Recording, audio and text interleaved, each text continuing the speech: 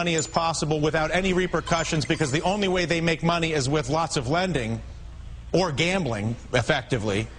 And everybody else's incentive is to try not to get screwed, and yet the Congress is feeding the money to those who have a directly adverse incentive. They make money by screwing over pensioners and borrowers, and our Congress is making that more possible, not less possible. How did we find ourselves in this situation? Well, I think the fundamental problem is campaign finance reform. I'm not trying to change the subject here, but I do want to point out that we wouldn't have this problem except for the fact that lobbyists hand out $5,000 checks.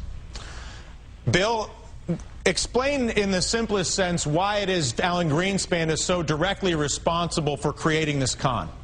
Well, first of all, let me say, Dylan, yours was one of the most succinct explanations of the problem that I've heard, so that was quite a good send-up that you did.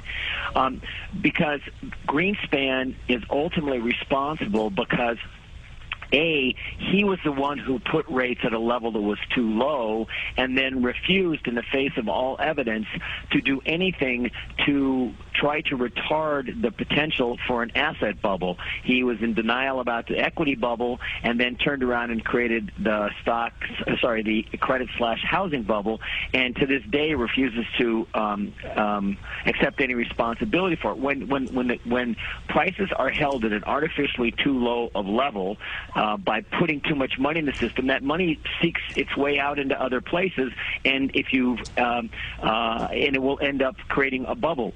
And the more leverage used in the bubble, the more dangerous it becomes. Greenspan not only made the interest rates too low, he advocated the policies and he cheerled for the housing bubble. For instance, he made a speech where he tried to explain why housing could not possibly be a bubble. So it was not just his conduct of monetary policy, it was the speeches he made, and he was held in such high regard, other people adopted his behavior and his philosophies. Congressman Grayson, you mentioned campaign finance reform and the need to get the lobbyists out, because the bank lobbyists, $344 million, a cut of the action on the con goes to Congress.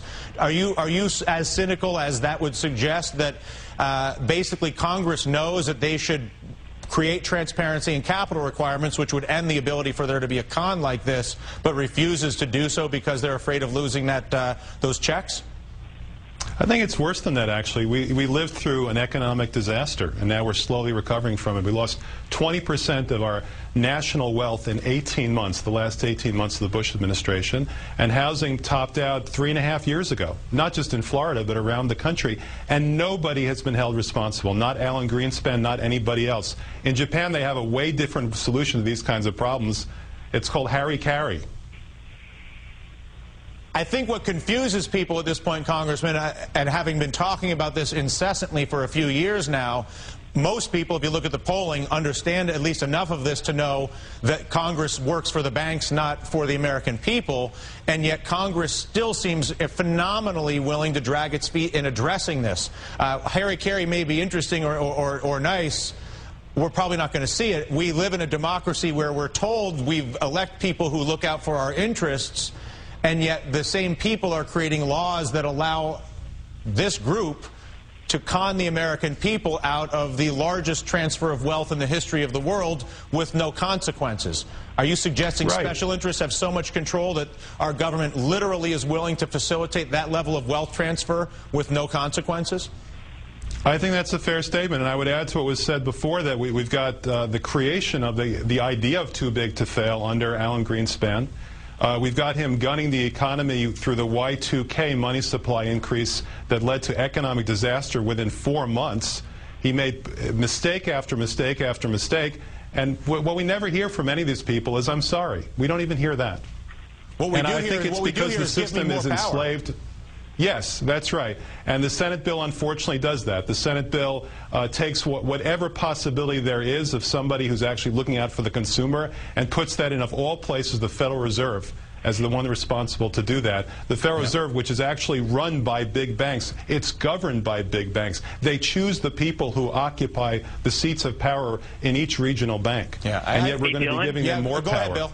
Dylan, you know, if the American banking system, if the directors and higher-ups there were held personally liable for some of the problems, as they are in Brazil, for instance, and as they used to be in this country 70 years ago, then you might get a level of oversight on the banks and have them pursue policies that we would wind up finding less odoriferous. It's not that difficult. You just have to make the guys in charge personally liable for some of the problems, and some of this behavior would go away. Any chance of that, Congressman?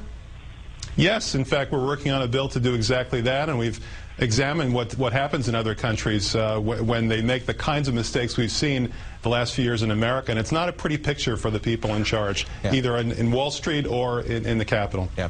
Listen, Congressman, we appreciate your efforts on our behalf to correct for the con and get the money back and fix the system. And Bill, thank you for your journalism and your efforts to make sure people actually understand how this happened. Truly, Bill Fleckenstein, thank you.